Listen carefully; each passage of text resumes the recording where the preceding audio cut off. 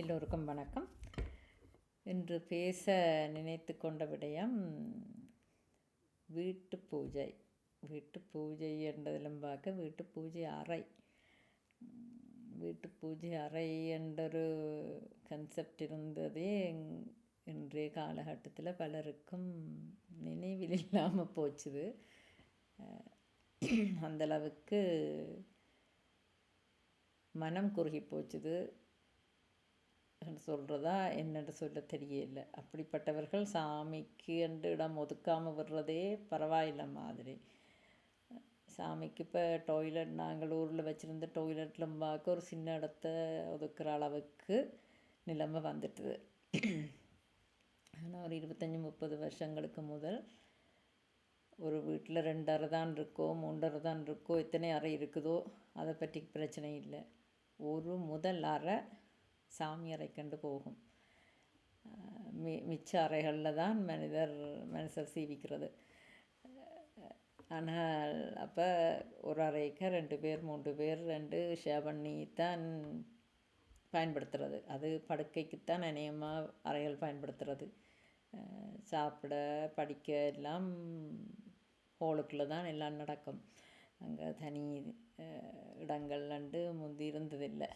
ஏதோ ஓரளவுக்கு எத்தனை அறை கட்ட முடியுமோ அத்தனை அறையை கட்டி போட்டு ஒரு அறையை சாமிக்கும், மீதி அறைகளில் ஏதோ சமாளித்து வாழ்ந்த நாங்கள்.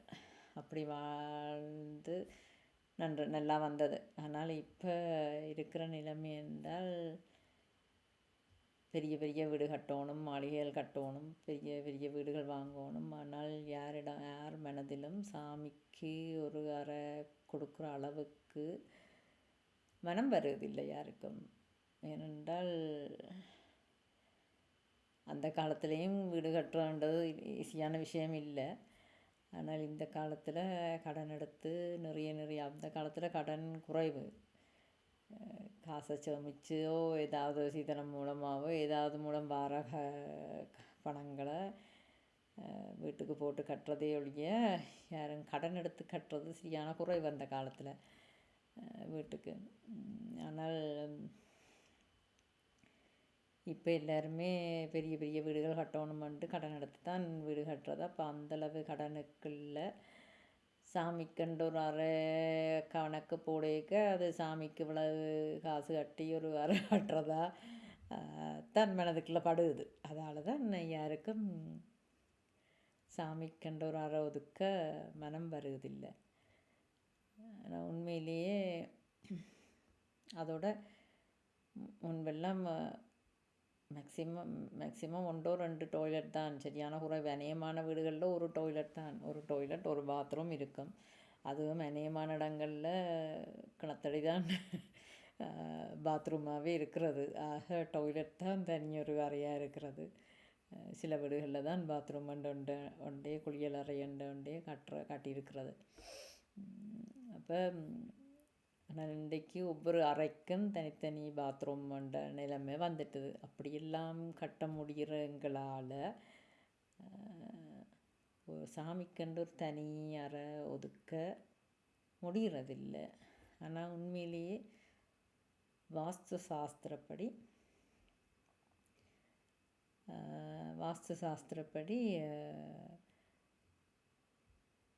டாய்லெட் வீட்டுக்குள்ளே கட்டக்கூடாது. டாய்லெட் வீட்டுக்குள்ளே கட்டவே கூடாது. டாய்லெட் கொல்லைப்புறம். அந்த காலத்தில் அப்படித்தான் இருந்தது. வீடு தனியாக இருக்கும். வீட்டில் இருந்து ஒரு மினிமம் 10 அடி 20 அடி தள்ளித்தான். 10 அடி 20 அடியும் இல்லை, நியாயமான அது ஒரு 10 மீட்டராவது 10 மீட்டர் தூரமாவது இருக்கும் மினிமம். தள்ளித்தான் 10 மீட்டரும் இல்லை 30 மீட்டராவது இருக்கும் தள்ளித்தான் அதாவது டாய்லெட் கட்டியிருப்பார்கள். அப்படித்தான் இருக்க வேணும் வாஸ்துப்படி. அப்படி இருந்தால் தான் அந்த வீட்டில் இருக்கிறார்கள் கொஞ்சம் நல்ல விதமாக வாழக்கூடிய நிலைமை இருக்கும். ஆனால் இப்போ வீட்டுக்குள்ளே கட்டுறது மட்டுமில்லை, ஒவ்வொரு அறைக்கு பக்கத்துலேயும் ஒவ்வொரு அறைக்குள்ளேயும் ஒவ்வொரு டாய்லெட் பாத்ரூம் கட்டுற நிலைமைகள் அளவுக்கு வந்துட்டுது. ஆனால் சாமிக்கு பலரும் கொடுக்க விரும்புகிற இடம் ஒரு சின்ன இடம். அதாவது அந்த காலத்தில் டாய்லெட் இருந்த அளவு இடத்தை மட்டும்தான் எல்லாராலையும் ஒதுக்க முடியுது. ஆனால் வாஸ்துப்படி நாங்கள் கட்டின வீடுகளில் எல்லாம் அந்த வீட்டுண்ட மிகப்பெரிய அறை, முதலாவது அறை, வீட்டுக்குள்ளே நுழைஞ்சதும் இருக்கிற முதலாவது அறை, அதாவது ஆஃபீஸ் ரூம்ன்றது இல்லை, ஆஃபீஸ் ரூம்ன்றதை தாண்டி, ஆஃபீஸ் ரூமை தாண்டி இருக்கிற முதலாவது படுக்கிறதுக்கு பயன்படுத்துகிற அறைகளில் முதலாவது பெரிய அறை, அதாவது முதலாவது அறையாகவும் வரும், அதே அறை பெரிய அறையாகவும் இருக்கும். உள்ள வீட்டில் இருக்கிற அத்தனை அறைகள்லேயும் அதுதான் பெரிய அறையாகவும் இருக்கும். அந்த அறையைத்தான் சாமி அறையாக அந்த காலத்தில் வாஸ்துப்படி கட்ட விரும்புகிறார்கள். சாமி தான் எங்களை வாழ வைக்குது, சாமி தான் எங்களுக்கு தேவை, முக்கியம் ஒரு வீட்டுக்கு என்றதை உணர்ந்தவர்கள் அப்படித்தான் அன்றைக்கி வச்சுருந்தார்கள். ஆனால் இன்றைக்கு மாஸ்டர் பெட்ரூம், அதுதான் பெரிய அறை, மாஸ்டர் பெட்ரூம். ஆனால் அங்கே அப்போ சாமிக்கு அடுத்தது தான் மிச்ச ரூம்கள் எல்லாம். அங்கே மாஸ்டர் பெட்ரூம், அந்த பெட்ரூம், இந்த பெட்ரூம், இது ஒரு படுக்கையறை, அது ஒரு படுக்கையறை, அவ்வளோதான். மாஸ்டர் பெட்ரூம் தனி, மற்ற பெட்ரூம் எல்லாம் வித்தியாசங்கள் இல்லை. அப்புறம் ஒரு கிச்சன் தனியாக இருக்கும்.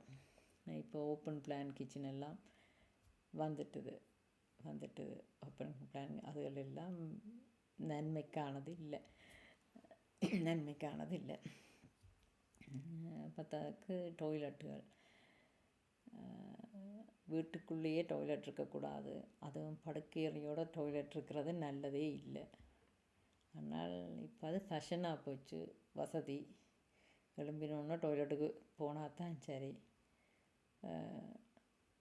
அப்படியான நிலைமையில் ஒவ்வொரு அறைக்கு பக்கத்துலேயும் டாய்லெட். ஆனால் அதுகளால் வார பாதிப்புகளை பற்றி யாருமே உணர்றதில்லை.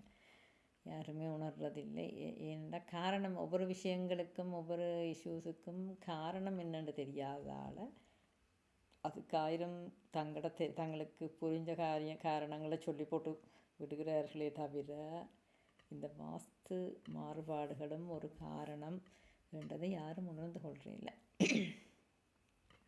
அதுவும் மாஸ்டர் பெட்ரூமோடு மட்டுமில்லை, எந்த ஒரு பெட்ரூமோடையுமே டாய்லெட் இருக்கக்கூடாது.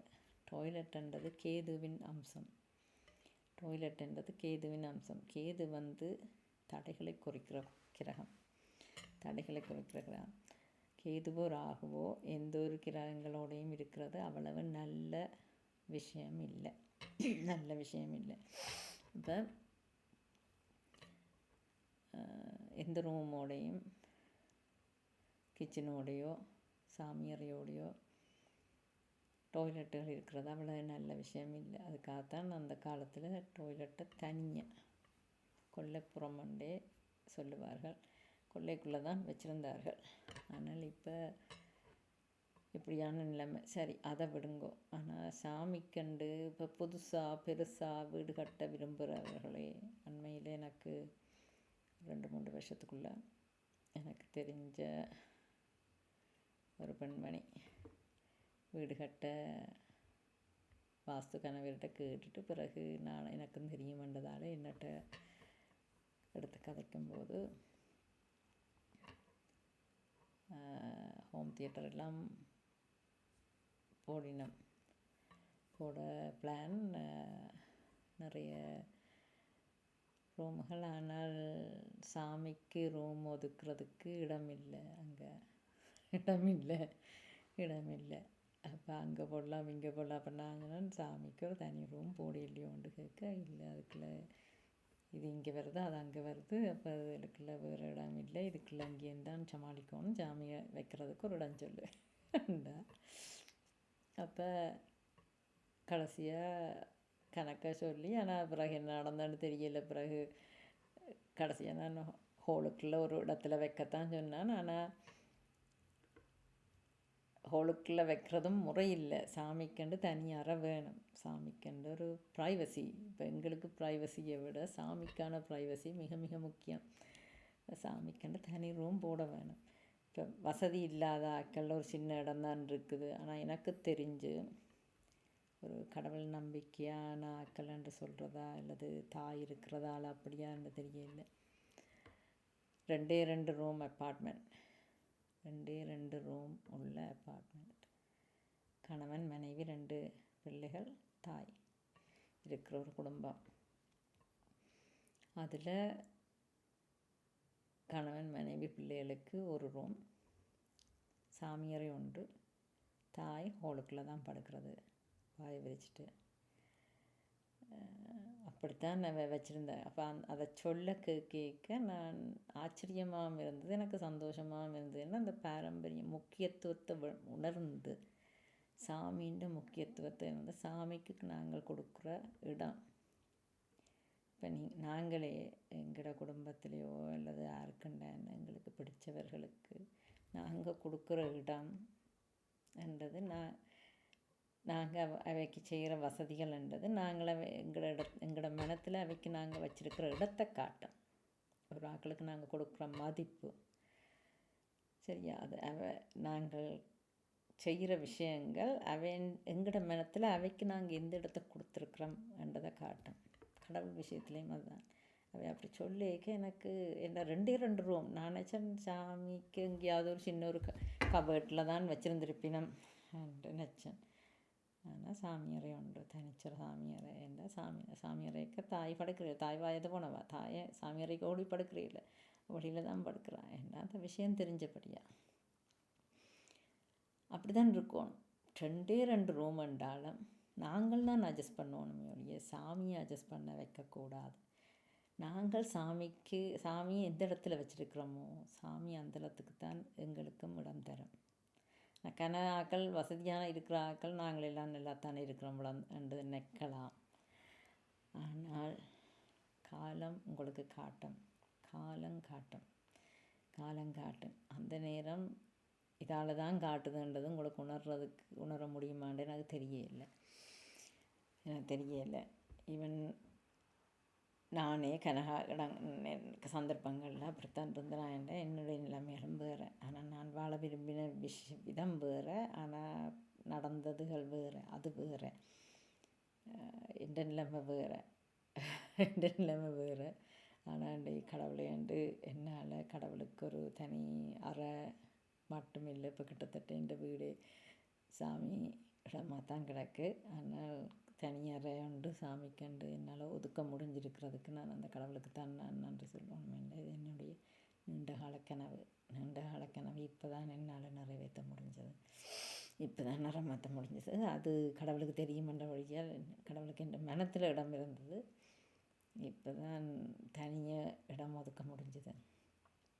ஆனால் அந்த காலத்தில் பெரிய அறை, அதாவது அவளுக்களால் வந்தால் ஆஃபீஸ் ரூம் ஒன்று இருந்ததுண்டா அதை தாண்டி படுக்கிற அறைகள் வரும்போது முதலாவது அறை சாமி அறை. அதை தாண்டித்தான் ஏனைய படுக்கை அறைகளை.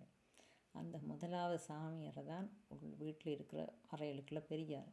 ஆனால் இப்போ மாஸ்டர் பெட்ரூம் ஒன்று போட்டு அதுதான் பெரிய அறை. சரியா? ஏன்னா நாங்கள் இப்போ ராஜ வாழ்க்கை தான் எல்லோரும் வாழ்கிறோம். ஆனால் அந்த காலத்தில் ராஜாக்களே ராஜராஜ சோழனே கோயிலைத்தான் பெருசாக கட்டினான். அவனோட கோட்டை எங்கே இருக்குன்ற யாருக்கும் இப்போ தெரியாது. ஆனால் அவன் கட்டின கோயில் இன்று வர உலக பிரசித்தி பெற்றிருக்குது. அதுதான் அன்றைய மன்னர்களுக்கு இருந்த அழகும் பெருமையும். அவர்களை நாங்கள் இன்று வரை நினைவு கூறுறதும்.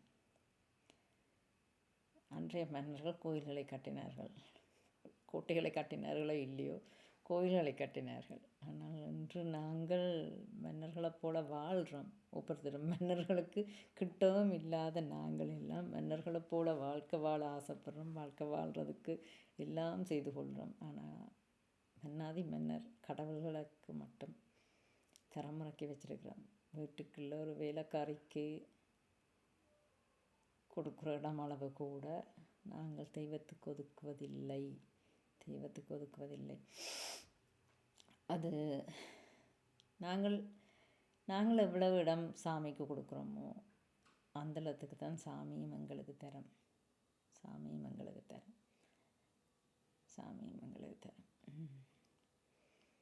அதை யாரும் உணர்ந்து கொள்றே இல்லை. தனி அறை வேணும், தனி இடம் வேணும், சாமிக்குரிய மரியாதை வேணும். சும்மா ஏதோ நாங்கள் காலமே மாலையும் போய் அதுக்குள்ளே கும்பிட்ற நேரம் தான் சாமி அதுக்குள்ளே இது இருக்கிற மாதிரி கற்பனை பண்ணி கொள்கிறோம். மிச்ச நேரமெல்லாம் அதுக்குள்ளே ஒருத்தரும் இல்லைன்ற மாதிரி தான் நாங்கள் நடந்து கொள்வது. ஆனால் அது அப்படி இல்லை, அது அப்படி இல்லை. சாமி ஒரு சீஃப் கெஸ்ட், எங்களுக்கு ஒரு சீஃப் கெஸ்ட் சாமி. அப்படி வீட்டுக்குள்ளே ஒரு சீஃப் கெஸ்ட் இருந்தால் எப்படி நாங்கள் நடப்போமோ அப்படித்தான் சாமியை நாங்கள் நடத்த வேணும். சாமி எங்களோட வீட்டில் இருக்கிறாருண்டா அந்த மாதிரி தான் நாங்கள் நடக்க வேணும். ஆனால் நாங்கள் அப்படி நடக்கிறோமாண்டா இல்லை இல்லை. சாமிக்குரிய மரியாதை, சாமியோட சாமி அதுக்குள்ளே இருந்தால் தான் எங்களுக்குரிய அருளும் கிடைக்கும். ஆனால் கனவேர் தாங்களெல்லாம் நல்லா அது இருக்கிறீங்கள் பூர்வ ஜென்மத்தில் நீங்கள் கொண்டு வந்த புண்ணியத்தால். ஆனால் இப்போ என்னத்தை நீங்கள் தேடுறீங்கன்றது தெரியாமலே இருக்கிறீங்க. நீங்கள் நடக்கிற மாதிரி தான் நாளைக்கு பிள்ளைகளும் நடக்க போகுது. பிள்ளைகளுக்கு நாங்கள் என்னத்தை காட்டி கொடுத்துட்டு போகிறோம்ன்றது இல்லை. ஒவ்வொருத்தருக்கும் நாங்கள் வாழ்கிறோம், ஒவ்வொருத்தருக்குமே எங்களை விட எங்களோட பிள்ளைகளில் இவ்வளவு பாசம், பிள்ளைகள் அப்படி வாழணுமென்ற கனவுகள் ஆசைகள் இருக்கின்றது எல்லாருக்கும் தெரியும். ஆனால் டூ லேட்டாக நீங்கள் யாரும் சிந்திக்க வேண்டாம் என்றதுக்காகத்தான் நான் பல விஷயங்களை சொல்லி கொண்டு வரேன். எல்லோரும் நாங்கள் நல்லா இருக்கிறோம் தானே, நாங்கள் நல்லா இருக்கிறோம் தானே என்று நினைக்காதீங்க. அந்த நல்லா இருப்பு விட காலத்துக்கண்டது காலம்தான் காட்ட வேணும், காலம்தான் காட்ட வேணும் என்றபடியாக அதுக்கு முதலே காலத்தை புகடிக்க முதலே விழிச்சு கொள்ளுங்க கொண்டு மட்டும்தான் நான் கேட்டுக்கொள்கிறேன். பெரிய பெரிய விஷயங்கள் ஹோம் தியேட்டர் உண்மையிலேயே எப்போ டிவி வீட்டுக்குள்ளே வந்ததோ அதுக்கு பிறகு தான் எங்களோட வாழ்க்கைகள் எல்லாம் இப்படி போனதுன்னு தான் நான் சொல்லுவேன். தியேட்டரில் போயிட்டு படம் பார்த்துட்டு வந்த வரைக்கும் வீடுகள் கொஞ்சம் வீடுகளாக இருந்தது. வீட்டுக்குள்ளே டிவி வந்த நேரம் ஆரம்பத்துலேயாவது கொஞ்சம் நல்ல ஷோக்கள் இருந்தது. ஆனால் பிறகு உண்மையிலே நான் இப்போ டிவி பார்க்குறேன் இல்லை. டிவியில் தான் பார்க்குறேன்னு, ஆனால் நியூஸ் பார்க்குறே இல்லை, படங்கள் பார்க்குறே இல்லை, டிவியில் வேறு ப்ரோக்ராம்கள் பார்க்குறே இல்லை. நான் பார்க்குறேலாம் யூடியூப்பில் ஆன்மீக சேனல்கள் பார்ப்பேன், ஜோதிட சேனல்கள் பார்ப்பேன். இதுகள் தான் நான் பார்க்குறது. எனக்கு தேவையான விஷயங்கள் மட்டும்தான் நான் பார்க்குறது. வேறு எதுவும் பார்க்குறதில்ல. முந்தி ஜோதிடம் கூடி அடிக்கடிக்கு பார்த்து கொண்டு வந்தேன். இப்போ அதே கணக்கை குறைச்சிட்டேன். அங்கே ரேராக 1-2 தான் பார்க்குறது. அநேகமாக யார் வாயை திறந்தாலும் அவ சொல்கிறதே எங்களுக்கு பறிச்சிடுமோன்ற ஒரு பயம் வந்துடும். ஏன்னு கேட்டால் அவ்வளோத்துக்கு அவைக்கு விளங்குறே இல்லை, அவைக்கு தெரிகிறே இல்லை. வார்த்தைகளின் வலிமை, சக்தி, வார்த்தைகளின் சக்தி யாருக்கும் புரிகிறே இல்லை. அதுவும் நாங்கள் எதை நினைக்கிறோமோ அதுவாகவே ஆகிறோம் என்று சுவாமி விவேகானந்தர் சொன்னது போலையும் கனவே சொல்கிறது. நாங்கள் எதை நினைக்கிறோமோ, எதை சொல்கிறோமோ, எதை கேட்கிறோமோ அதைத்தான் நாங்கள் வரவழைக்கிறோம். இப்போ வீட்டுக்குள்ளே என்ன ஒலிக்குதோ அது எங்களுக்கு பலிக்கும். வீட்டுக்குள்ளே ஒலிக்கிற வார்த்தைகள் எங்களுக்கு பலிக்கும். நல்ல வார்த்தைகளாக இருந்தால் அது நன்மையாக பலிக்கும். இல்லாத வார்த்தைகளாக இருந்தால் என்ன வார்த்தைகள் அடிக்கடி வீட்டுக்குள்ளே ஒலிக்குதோ அதுதான் நடக்கும். ஜோதிடர்கள் பலருக்கும், ஆன்மீகவாதிகளாக இருக்கிற ஜோதிடர்கள் பலருக்கும் தாங்கள் என்ன சொல்கிறோம் என்று தெரியாமலே அதை உரத்து வீட்டுக்குள்ளே சொல்லிக்கொண்டே இருக்கிறார்கள். ஏன் அவர்களால் முன்னேற முடியலையென்றா அவர்கள் சொல்ல வார்த்தைகள் அது அடுத்தவர்களுக்கு பலன் சொல்கிறோம் என்று சொல்லி அவர்கள் வீட்டுக்குள்ளே இருந்தே அதை சொல்கிறார்கள். அந்த பலனெல்லாம் அவர்களுக்கு தான் அதிகமாக கிடைக்க போகுது, மற்றவர்களுக்கு கிடைக்குதோ இல்லையோ. யாரெல்லாம் அதை கேட்கணுமோ அவைக்கும் கிடைக்கும். யாரெல்லாம் நானும் கனகாலமாக கேட்டுக்கொண்டு வந்தேன். அதை யோசிக்க இல்லை, கனகாலமாக பிறகு அதை உணர இப்போ ரீசெண்டாக தான் அதுகளை எனக்கு கூட விளங்கிச்சுது. உணரணும் அடக்கடவுளை இந்த கர்மங்களை எல்லாம் கேட்டுக்கொண்டிருக்கிறான். வாயத்திறந்தால் அதுகளோட வாய்க்குள்ளால் வாரது எல்லாம் எதிர்மறை, எல்லாம் இன்னும் சாபம் போடுற மாதிரியான வார்த்தைகள். வாய்க்குள்ளால் சாபம் யாராவது திட்டி சாபம் போட்டால் எப்படி இருக்குமோ அப்படியான வார்த்தைகள். அதைத்தான் பலன் என்ற பேரில் சொல்கிறார்கள். அவைக்கு தெரியல அது மற்றாக்களுக்கு பலனா அமைதோ இல்லையோ, யார் எங்கே இருந்து. இப்போ அதுவும் அநேகமான ஜோதிடர்கள் வீட்டில் இருந்து தான் ஜோதிடம் சொல்கிறார்கள். வீட்டில் இருந்து தான் எல்லாம். அப்போ அவ்வளவு வார்த்தைகளும் அவ்வளவு இதுவும் அவைக்குள்ள அதுவும் சாமிகளை வச்சுக்கொண்டு, அவைக்கு பின்னால் நிறைய சாமிகள் இருக்கும், சாமிகளையும் வச்சுக்கொண்டு இப்படி எதிர்மறையாக சொல்லி கொண்டு இருக்க அந்த சாமி என்னத்தை தரும்? நீங்கள் என்னத்தை சொல்கிறீங்களோ அதைத்தான் தரும். அப்போ அதில் நான் ஏனெண்டா இந்த சீரியல்கள் என்ன உருப்படியாக இருக்குது, எல்லாம் சண்டையும் சச்சரவும் அதுகளை கேட்க செத்த வீடுகளும் அழுகைகளும். ஒரு வீடு அமங்கலமாக இருக்கும் இந்த இதுகளுக்கு ஒலிகளையும் சத்தங்களையும் இந்த இஷ்யூகளையும் கேட்டுக்கொண்டு இருந்தால். அப்போ வீட்டுக்குள்ளே ஹோம் தியேட்டர் வைக்கிறதுன்றது எங்களுக்கு நாங்களே வீட்டுக்குள்ளே உணர்ந்து சூனியத்தை புதைச்சி விடுற மாதிரி நடுவுக்குள்ளே ஹோம் தியேட்டர்லன்ற பேரில் சூனியத்தை கொண்டு நானே ஒரு கட்டத்தில் ஆசைப்பட்டேன். நான் எல்லோரும் இப்படிலாம் கட்டினேன், என்ற பிள்ளைகளுக்கு நான் கொடுக்க வழி இல்லையேண்டு. ஆனால் நான் நினச்சேன் சில விஷயங்கள் உண்மையாக கொடை ஏனென்று கேட்டால் அது எங்களுக்கு நாங்களே வைக்கிற ஆப்பு ஆரம்பத்தில் சந்தோஷத்தையும் பெருமையையும் மற்றாக்களோட கம்பேர் பண்ணிக்க எங்கட விட்டையும் இருக்குன்ற ஒரு சந்தோஷத்தையும் தரலாம். ஆனால் அதெல்லாம் எங்களுக்கு நாங்களே பல விஷயங்கள். ஒவ்வொரு ரூமுக்கும் ஒவ்வொரு டாய்லெட். எனக்கு தெரிஞ்ச ஒரு வீட்டில் எல்லாம் 5 ரூம், 5 ரூமுக்கும் 5 டாய்லெட். அதெல்லாம் எங்களை உருப்படுற விஷயங்கள் இல்லை.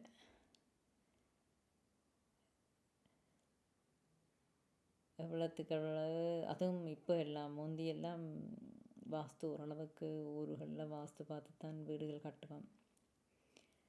ஆனால் இப்போ அந்த வாஸ்து பார்த்து வீடு கட்டக்கூடிய நிலைமையே இல்லாமல் போச்சு. பார்க்கவே முடியுதில்லை. ஈவன் நான் இப்போ இருக்கிற வீடு கூடியும்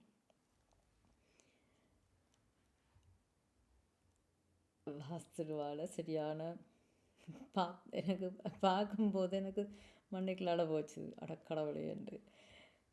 ஆனால் பிறகு நான் எனக்குள்ளே நானே சாந்திப்படுத்தி கொண்டது என்னென்றால், நான் கடவுளை சரியாக வச்சிருக்கிற வீட்டில் பல விஷயங்களை கடவுள் சரிப்படுத்தி தருவார் என்று. இது இனி அதோட மனமது செம்மையானால் மந்திரம் ஜபிக்க வேண்டாம்ன்றது போல் எந்த மனம் சரியாக இருக்க விஷயங்கள் நேராகும் என்ற ஒரு நம்பிக்கை. அப்போ அந்த குறைபாடுகள் நிறைவுகளாக சரியாகும் இன்னொரு விதத்தால். என்ற நான் பண்ணுற விஷயங்கள் இறைவனோடு எனக்குள்ள உறவுகள் என்ற ரீதியில் அது என்னை தாக்காது என்ற நம்பிக்கையில். ஆனால் மற்றபடி இது இந்த வீட்டில் வாஸ்து இதுகள் இஷ்யூஸ் இருக்குன்னு சொன்னால் வேறு வீடுகள் ரெண்டு பார்க்க அது இன்னும் மோசமாக இருக்குது. அதை விட இது பரவாயில்லை என்ற ரீதியில் தான் போக வேண்டியிருக்கு. எந்த யாரும் வாஸ்துவை பார்க்குறதில்ல, வசதியை பார்க்குறது, தங்களுக்கு பிடிச்சதை பார்க்குறது, கிராண்டியஸை பார்க்குறது. இப்போ அப்படி பார்க்க அது இந்த வாஸ்துவுக்கு இடம் இல்லாமல் போகுது. என்னத்தை சொல்கிறது. கடவுள் சாமிக்கண்டு அறை கொடுக்குறோம் மட்டுமில்லை, சாமியை நாங்கள் வெறும் படத்தில் ஒரு விளக்கோட முடிச்சு விடுறோம். ஆனால் அதுக்கு மேலே நிறைய விஷயங்கள் இருக்குது. சாமிக்கு தண்ணி வைக்கணும், நைவேத்தியம் வைக்கணும்,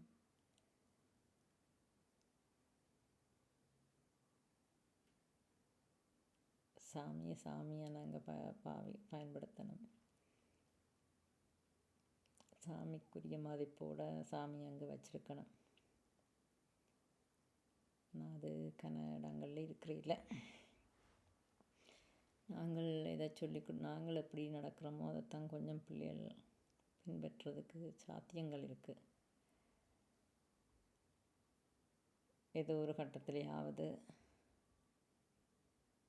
அவர்கள் திரும்ப கடவுளை பிடிக்கிறதுக்கு எனக்கு சில விஷயங்கள் என் வாழ்க்கையில் நடக்கும்போது நான் என்னுடைய அம்மா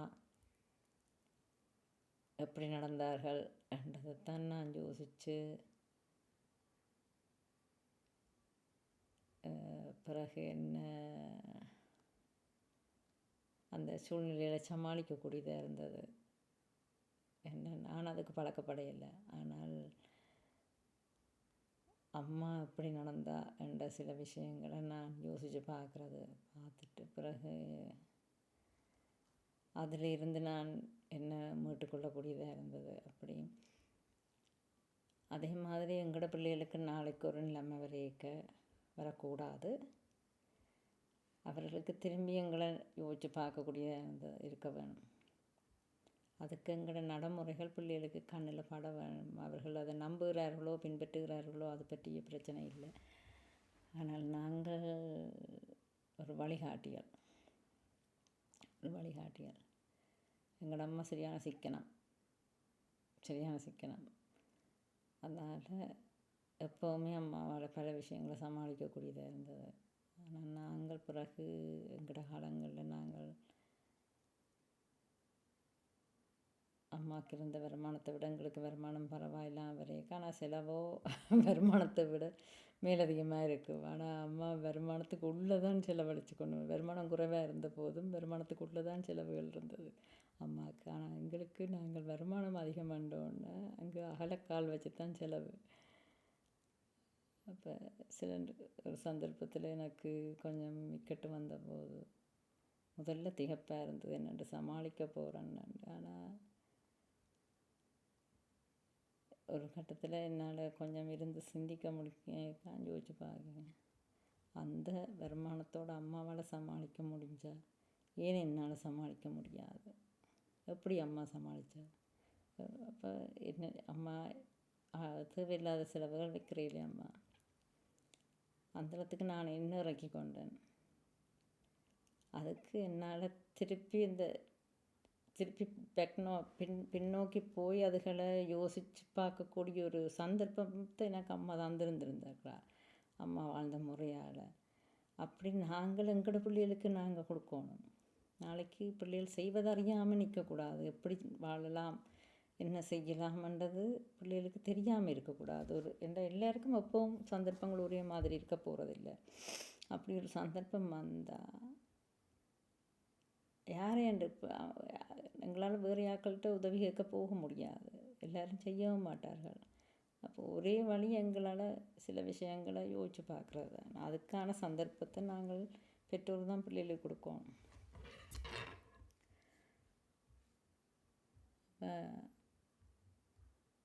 நாங்கள் கடவுளை இறக்கி பிடிக்கிறத பிள்ளைகளுக்கு காட்டி கொடுத்தா தான் பிள்ளைகளால் நாளைக்கு கடவுளை இறக்கி பிடிக்கலாம் என்ற ஒரு நம்பிக்கையும் பிடிக்கிறதுக்கு கடவுள் ஒருத்தர் ஆக்களே இல்லாத நேரங்களில் கடவுள் ஒருத்தர் இருக்கிறார் எங்களுக்கு.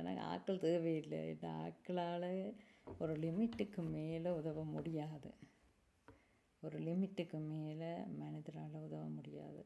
ஆனால் கடவுள் என்ற சக்தி, கடவுள்ன்ற வல்லமை, கடவுள் பல விஷயங்களுக்கும் அப்பாற்பட்டவர்.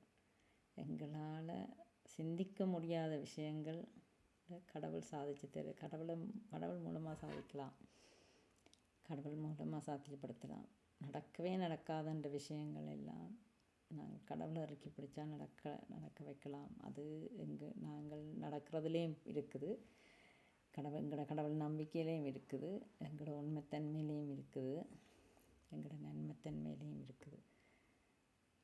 அப்போ அதுக்கு நாங்கள்லாம் வழிகாட்டிகளாக இருக்கணும்.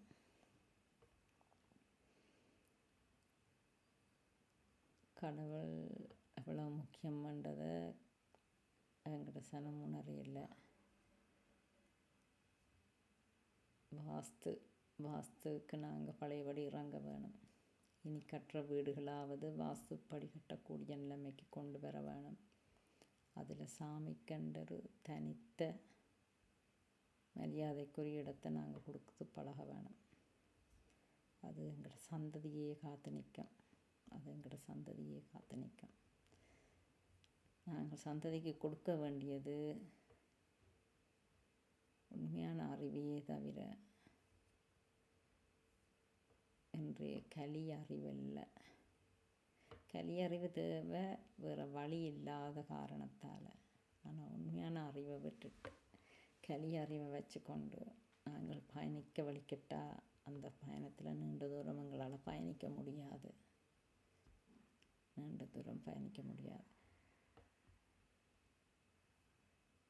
எங்களோட பழைய அறிவுகள், பழைய விஷயங்களோட புதிய விஷயங்களை தேவைக்கேற்ற மாதிரி பயன்படுத்தி கொள்ள நாங்கள் எங்களோட சந்ததிக்கு பழக்க வேணும், வழிகாட்ட வேணும். சரி, இதோட 20 நிமிஷத்தோடு முடிக்கணுச்சுன்னா நரமணத்தியாலமாக போச்சு. இதுக்கு மேலே நீட்டினா யாருமே பார்க்க மாட்டீங்கள். இன்றைக்கு என்ன எனக்கு எப்போவுமே இதுதான் நேரம் கண்டுபிடிக்கிறேன்றது பெரும் முயல் கொம்பாக போய்கொண்டிருக்குது. ஆனால் அதை மேக்சிமம் மேனேஜ் பண்ணி கொண்டு வரணும். ஞாயிற்றுக்கிழமை எனக்கு எந்த ஜாதகத்தின்படி ஞாயிறு எனக்கு அதாவது சூரியன் எனக்கு நன்மையான ஒரு கிரகம். அதால் ஞாயிற்றுக்கிழமையை தேர்ந்தெடுத்தேன். ஆனால் ஞாயிற்றுக்கிழமையில் இப்போ சனிக்கிழமை இந்த சனிக்கிழமையை முடித்து போட்டால் ஞாயிறு பிரச்சனை இல்லையாண்டு. ஆனால் பொதுவாகவே சனிக்கிழமை நல்லதில்லை. நல்ல விஷயங்கள் சொல்ல சனிக்கிழமை நல்லதில்லை. ஞாயிறும் பொதுவாக சூரியன்ன்றதில்லை. சூரியனும் பாதி அசுப கிரகம்தான். வியாழக்கிழமை நல்ல, ஆனால் வியாழக்கிழமை வேலைகள் நாள் பிஸி இல்லை. அப்போ அதுக்குள்ள ஆனால் வியாழந்தான் நல்லது. ஆன்மீகத்துக்கு, ஜோதிடத்துக்கு புதன் நல்லது. ஆனால் 2 நாள்லேயும் எனக்கு நேரம் அமைகிறது குறைவாக இருக்குது. ஆனால் என்னுடைய ஜாதகத்தின்படி சூரியன் நல்லதாக இருக்கிறதால சூரியனால் எடுத்து வச்சு கொண்டிருக்கிறேன், அவ்வளோதான். அது பிறகு எந்த வீட்டு வேலைகளோடு அது ஏதோ தள்ளி லேட்டாக போயிடுது. சரி, ஏதோ என்னால் முடிஞ்ச விஷயங்களை சொல்லிக்கொண்டு நிறைய விஷயங்கள் இருக்குது. எனக்கு கற்றது கைமண் கல்லாத உலகளவன்று அவ்வையாரே சொன்ன மாதிரி சொல்கிறதுக்கு 1000 விஷயங்கள் இருக்குது. எனக்கு தெரிஞ்ச விஷயங்களே, எனக்கு தெரியாத விஷயங்களே எவ்வளவோ. எல்லா சாஸ்திரம் எல்லாருக்கும் தெரிஞ்சதில்லை. சிவனுக்கு தெரிஞ்ச சாஸ்திரம், சிவனுக்குள்ளே உள்ள ஞானம் விஷ்ணுக்குள்ளே இல்லை. விஷ்ணுக்குள்ளே உள்ள ஞானம் பிரம்மனுக்குள்ளே இல்லை. பிரம்மனுக்குள்ளே உள்ள ஞானம் ரிஷிகளுக்குள்ளே இல்லை. ரிஷிகளுக்குள்ளே உள்ள ஞானம் இன்றைய பிராமணர்களுக்குள்ளே இல்லை. பிராமணர்களுக்குள்ள எல்லா பிராமணரும் இல்லை.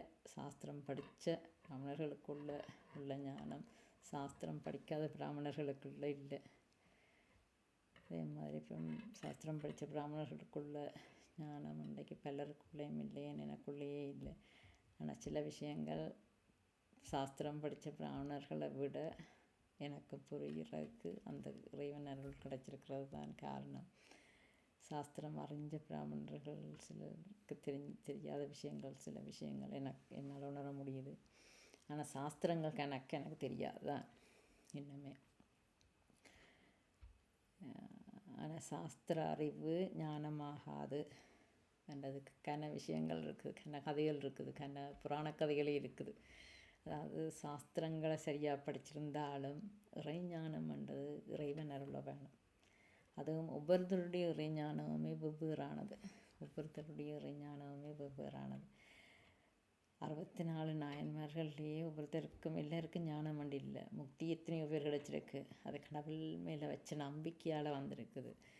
ஆனால் ஞானம் வந்தது வேறு. ஞானம் என்றது வேறு. அது ஒவ்வொருத்தருக்கும் கடவுள் வெவ்வேறையாக தான் கொடுத்துருக்கிறார். எல்லா பழம்பெரும் ஞானிகள் எல்லாரும் ஒரே நிலையில் இருந்தாக்களும் இல்லை. அவரவர் தகுதிக்கேற்ப அவரவர் நிலைக்கேற்ப தான் கடவுளம் அதை கொடுக்குறது. அது முடிவு பண்ணுறது சிவன். இவன் உண்மையம்மைக்கே சிவன் சொல்லி கொடுத்துத்தான் சில விஷயங்கள் தெரியும். உலகத்தை சுற்றி வர சொல்லி சிவன் சொன்ன போது மாம்பழக்கதை, பிள்ளையார் அம்மையப்பன் தான் உலகம் வந்த அம்மையப்பனை சுற்றி வந்துட்டார். ஆனால் நெற்றிக்கண்ணில் இருந்து பிறந்த முருகன் குழந்தை அவன் நிஜமாகவே உலகத்தை சுற்றி பார்க்க போயிட்டான். அப்போ அந்த நேரம் இப்போ முருகனுக்கு இருக்கிற ஞானம் வேறு. ஆனால் அந்த சின்ன குழந்தை நேரம் முருகனுக்கு பிள்ளையர்ந்துக்கு இருந்த ஞானம் முருகனுக்கு இருக்கே இல்லை. இத்தனைக்கும் சாட்சாத் பரம்பொருள் சிவபெருமான்ட நெற்றிக்கண்ணில் இருந்து உதிச்ச குழந்தை. அதுக்கு தெரியல அம்மையப்பன் தான் உலகமாண்டு. அந்த நேரம் படிக்க எனக்கு ஒரு மாதிரி இருந்தது. பிள்ளையார் கொஞ்சம் மாற்றி போட்டாரோ, அது கொஞ்சம் உடம்புந்தானே இப்போ அவரால் உலகத்தை சுற்றி வாரன்ற நடக்கக்கூடிய விஷயமா. அதால் முருகன் தானே சரியாக செய்தவன் உலகத்தை சுற்றி வர துணிஞ்சு படிக்கிட்டான். இவருக்கு பஞ்சு பிடிச்சால் உடம்புந்தானே, அப்போ இவரால் ஆசையே இல்லாதமே தான் நானும் அப்போவே நினச்சது. பின்னால் இருக்கிறார் சிவசிவா முருக பிள்ளையாரப்பா, என்னுடைய ஆசை பிள்ளையார். அப்போ ஆனால் இப்போ அண்மை காலங்கள்லாம் நான் நினச்சது எப்பேற்பட்ட ஞானி பிள்ளையார். ஏன்டா அவருக்கு தான் தெரியும் அம்மையப்பனை தாண்டி ஒரு உலகம் இல்லை, அம்மையப்பனே உலகம்தான்ன்றதை தெரிஞ்சபடியாக தான் அவர் அம்மையப்பனை சுற்றி வந்திருக்கிறார். தெரிஞ்சே தான் செய்திருக்கிறார், ஞானத்தால் செய்திருக்கிறார் என்று. அதால் தான் பிள்ளையார் சிவன்கிட்டேருந்து வந்த ஆள் இல்லை, அம்பாள்கிட்டேருந்து வந்தேன்னு சொல்லி நம்ம ஒரு கதையில், அதாவது 2 வெவ்வேறு சந்தர்ப்பங்களில் 2 வெவ்வேறு பிள்ளையார் உருவானவர். அதனால தான் அந்த 2 கதையிலும் நான் ஒரு கதை உண்மையிலே 2 யானைகள் கண்டபோது அப்படி சிவன் அம்பாளும் இருக்கே பிள்ளையார் உதித்தார் ரெண்டும். மற்றது அம்பாள் தண்ட உடம்புல இருந்து உருட்டி எடுத்த ஒருவன் தான் பிள்ளையார் ரெண்டும். 2 வேறு கதைகள். அது என்னென்று 2 வேறு கதை என்று நாங்கள் யோசிக்கிறது. ஆனால் 2ம் உண்மையிலே காலம் மிக நீண்டது. எங்களோட கற்பனை கெட்டாத அளவு காலம். அந்த பழைய காலத்தில் 2 வெவ்வேறு, அதாவது சிருஷ்டி உருவாகி பிறகு இல்லாமல் போகிறது மிக பெருங்காலம். அப்படியான காலம் 2 வெவ்வேறு காலத்தில் பிள்ளையாருக்கு இந்த 2 வெவ்வேறு கதைகள், 2 வெவ்வேறு பிள்ளையார் உருவான கதைகள். அந்த பிள்ளையாருக்கு அவ்வளோ ஞானம் இருந்தபடியாகத்தான் சிவன் ஞானத்தை தான் பார்ப்பார். சிவன் நியாயமானவர். அவன் நெற்றிக்கண்ணில் இருந்துருவான தன் குழந்தை என்றாலும் அவன் கோபிப்பானண்டும் கூட பார்க்கல. நியாயம் எதுவோ தான் சொன்னது யார் சரியாக உணர்ந்திருக்கிறார்கள் என்றதை பிள்ளையாருக்கு தான் மாம்பழத்தை கொடுத்தார். அதால் தான் முருகன் குழந்தை அல்லவா, வீட்டுக்குள்ளே எங்கட விட்டு நடக்காததா. அப்போ சின்ன பிள்ளை எப்பவும் பிடிவாதம் தானே.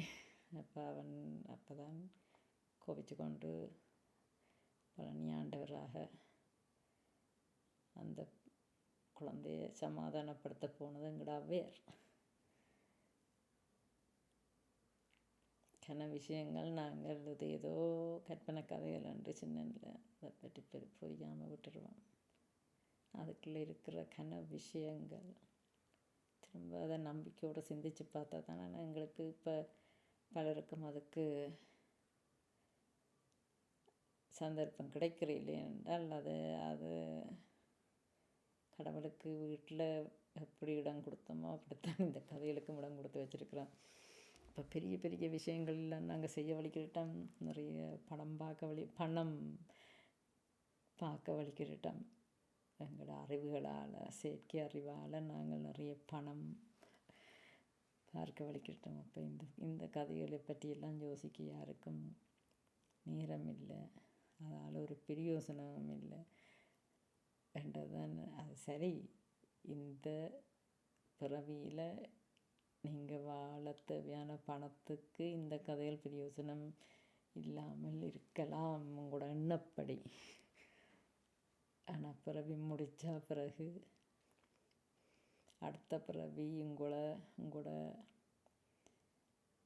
ஞானத்தை, அதாவது அறிவை மழுங்கடிக்கிற வரை இருக்கிற அந்த குறிப்பிட்ட ஆன்மாவாக இருக்கிற காலத்தில் தான் இதுகளை பற்றி நீங்கள் உணர்றதுக்கு கொஞ்சமாவது சந்தர்ப்பம் கிடைக்கும். ஆனால் அந்த நேரம் ஆன்மாவாக இருக்கிறவங்களால் எதையும் செய்ய முடியாது. அதனால தான் பிறவியை தாரது. ஆனால் பிறவியை அந்த மாயை மழுங்கடிச்சு விடுகுது. ஆனால் பிறவியில் தான் 6ஆம் அறிவு வேலை செய்யும். பிறவியில் தான் 6ஆம் அறிவை பயன்படுத்தி நாங்கள் சில விஷயங்களை உணர்ந்து கொள்வோம். அதுகளை உணர்ந்து கொண்டால் தான் பிறவி முடிஞ்ச அப்புறம் எங்களுக்கு அது உதவும். ஆனால் நாங்கள் சிற்றின்பம் இன்றைய தேவை, இன்றைய பிரச்சனை, இன்றைய தேவைகளுக்குள்ள மூழ்கி எங்களை துளைச்சி கொண்டிருக்கிறோம். ஆனால் நாளைக்கும் தேவைகளை உணர்ந்து யார் அதுக்கும் சேமித்து வைக்கிறோமோ அவைதான் புத்திசாலிகள். எத்தனை பேர் இதில் உணர்ந்து கொள்ள போகிறீங்களோ தெரியாது. ஆனால் எல்லோரும் இன்புற்றிருக்க நினைப்பதுவே இல்லாமல் வேறொன்றறியேன் பராபரமே என்றார். அதே மாதிரி தான் எல்லாரும் அப்புறம் போல் எல்லாரும் உண்மையை நல்லதை சொல்ல முயற்சித்திருக்கிறோம். ஆனால் எத்தனை பேருக்கு அதால் பலன் கிட்டுதுன்றது அவரவர் 6ஆம் அறிவை பொறுத்தது. நன்றி, வணக்கம்.